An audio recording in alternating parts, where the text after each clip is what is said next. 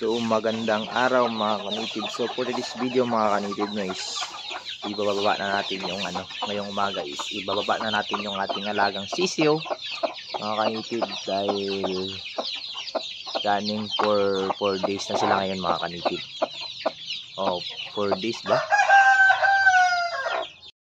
So isa namang napagandang araw mga kanitib. So nandito tayo ngayon sa harap ng ating bagong pisa na sisiyo yung kata-upload na natin. So ngayon mga kanitib is ibababa na natin mga kanitib no dahil okay na ito mga kanitib. So hindi ko pa alam kung ilan ito mga kanitib. So bibilangin natin mga kanitib. So ngayon is ibababa natin yung inayan mga kanitib no. So yung muna natin muna mga kanitib yun. Next steps natin mga kanitib is yung masisyo.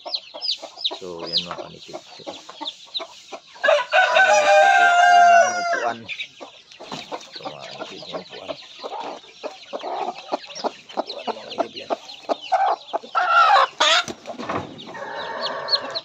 So madaming mga kanitib, madaming maog yan kung makikita niyo. Yan mga kanitib. So ito mga kanitib, dala na natin yung 3.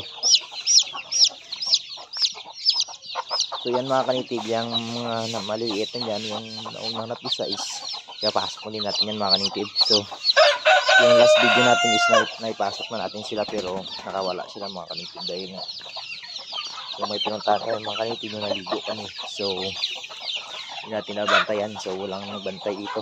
So yun yung ina yung mga kanitib. Sobrang bait yan mga kanitib.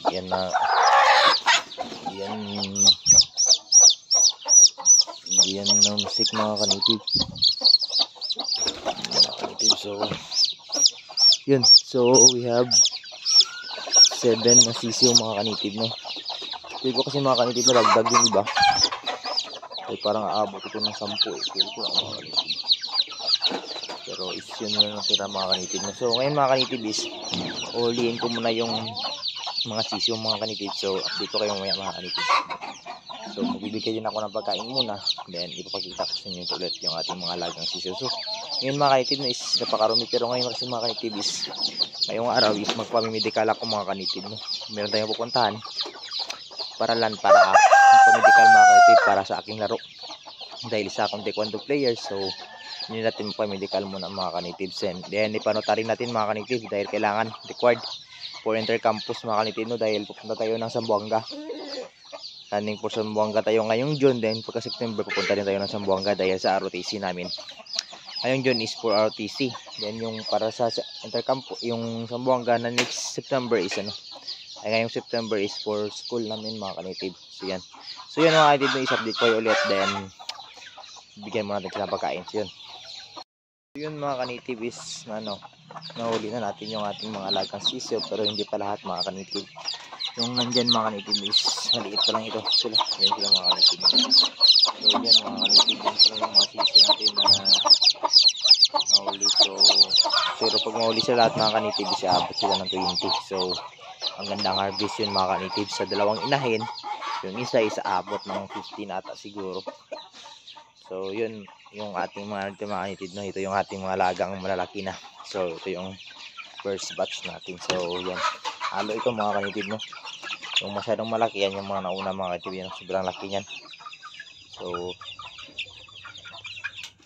sobrang busog siguro nila mga kanitib.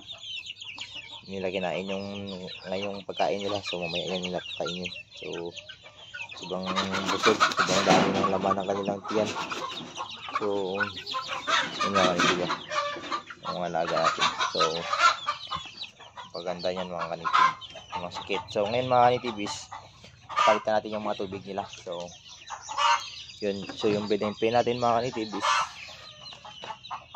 ito is linisan natin ito mga kanitib. So sa next vlog mga kanitib, sama ko tayo sa paglilinis natin ito. So sa ngayon is hanggang dito lang muna mga kanitib yung video na ito. So in-update ko lang kayo mga kanitib dahil gusto kong makita nyo yung pag-transfer natin dahil masyadong maalaga tayo mga kanitib sa sisiyo. So dito is wala na mga kanitib, yan dito wala pang itlog. So marami pa tayong mga kanitib na. So marami pa tayong hihintayin.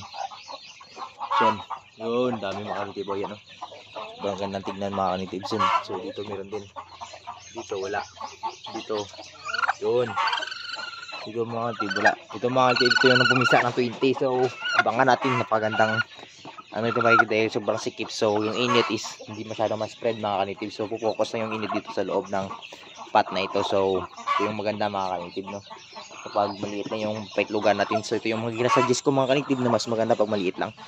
Kung ganito kasi mga kanitib, pangit ito mga kanitib, no? So hindi ito iabot ng 15 mga kanitib kapag may itlog kayo. Hindi ito iabot ng 15 na pisa. So ngayon mga kanitib is first shoutout naman natin ulit si Sir GR Magsayo, no? So shoutout si Sir GR Magsayo, kasama natin yun ang ating mga siso yan. So shoutout din sa ating kay Sir Dona, kay Kachidax Farming, kay Manok ng Tambayan, no? Shoutout sa inyo dyan, kay Promulok Chicken, kay Sir Manila TV Vlog. So yun, shoutout sa inyo lahat dyan. Kasi mga supporters na dyan, shoutout sa inyo. So sa mga di pa po dyan nakasubscribe, please subscribe yung YouTube channel, and click na notification bell para palagi po kayong updated sa ating video native chicken backyard. So yun lang po mga kanitib. So nag-aagawan sila mga kanitib. So kaya yan mga kanitib. So hindi naman sila yan mag-aaway. So yun lang. Pero iipon yung kanyang itlog. So isa lang yung maglilingin dyan. So yun. Maraming salamat mga kanitib. So nasayang ko naman yung ilang minuto ng inyong paghihintay sa ating vlog. So yun lang po mga kanitib. Happy farming!